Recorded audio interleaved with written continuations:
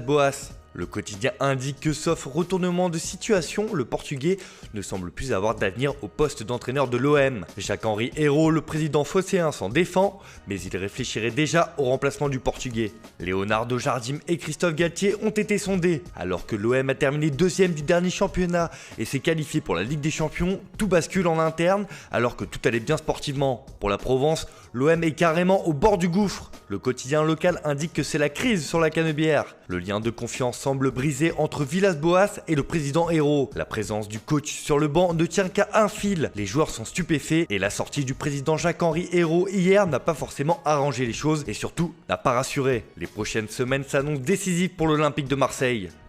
On part en Allemagne où c'est une première en Europe, le football est enfin de retour. Après un peu plus de 2 mois d'arrêt forcé à cause de la crise sanitaire du coronavirus, la Bundesliga reprend ses droits ce samedi avec un choc attendu, à savoir le derby de la Ruhr entre le Borussia Dortmund et Schalke 04.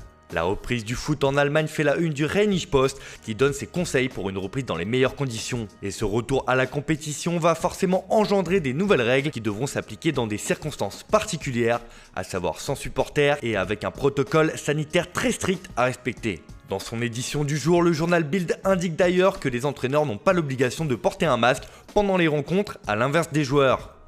Et cette reprise du foot en Allemagne fait les gros titres un peu partout en Europe car cela donne le ton pour la plupart des pays européens. Pour le Sun, le football retient son souffle alors que la Ligue allemande revient aujourd'hui. C'est 200 pays qui vont suivre ce retour avec attention. Alors que l'Angleterre n'a pas encore décidé de sa date de reprise, la Bundesliga sera scrutée de près afin de donner le là pour la suite. Et cette reprise est attendue aussi en Espagne où Marca estime que la Bundesliga ouvre la porte à un retour du football. L'Allemagne entre en phase 1, le Dortmund Schalke marque un avant et un après dans la pandémie du coronavirus. Le protocole allemand sur la santé ouvrira la voie à d'autres ligues européennes. Un constat partagé par le journal Sport qui est ravi. Enfin le football, titre le quotidien catalan. Le retour de la Bundesliga réveille l'enthousiasme des supporters du monde entier. Après 2 mois sans football d'élite, les grandes stars du championnat allemand seront au centre de l'attention. Et ce retour de la Bundesliga passionne également jusqu'au Portugal où c'est le chemin de l'espoir pour le journal Abola.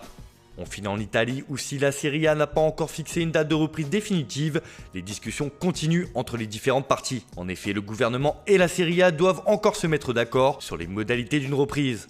Et pour presser un peu les choses, Alexander Ceferin fait la une du Corriere dello Sport. Le président de l'UEFA a accordé un long entretien au journal Transalpin dans lequel il met en garde l'Italie. Il faut terminer les championnats ou les tours préliminaires pour que les coupes européennes soient obligatoires. Ceferin veut que la Serie A aille à son terme, que les résultats sportifs se joueront sur le terrain. Le boss de l'UEFA prend même en exemple l'Allemagne qu'il qualifie de modèle dans ce registre, mais pour lui il faut aller au bout de la compétition en prenant toutes les précautions possibles.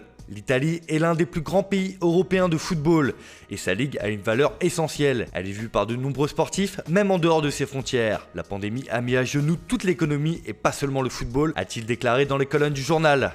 On termine ce tour de la presse en Italie, mais par du mercato. Si la reprise de la Bundesliga est aussi en une du Quotidiano Sportivo, c'est le dossier Lautaro Martinez qui nous intéresse. En effet, l'Argentin devrait bel et bien quitter l'Inter lors du prochain mercato pour rejoindre le FC Barcelone, qui lui fait des yeux doux depuis plusieurs mois déjà. Mais les Nerazzurri ont déjà des noms en tête pour le remplacer. L'Inter sera sans limite pendant cette fenêtre des transferts. Et cela commence par Dries Mertens qui est tout proche de Giuseppe Meazza. Le Belge arrive en fin de contrat à Naples et l'Inter veut profiter de la bonne affaire pour gonfler son secteur offensif avec un joueur qui a déjà prouvé sa valeur en Serie A ces dernières années. Pour la direction interiste, le remplaçant idéal de Lautaro Martinez est un élément plus jeune car il s'agit de Timo Werner, l'attaquant du RB Leipzig.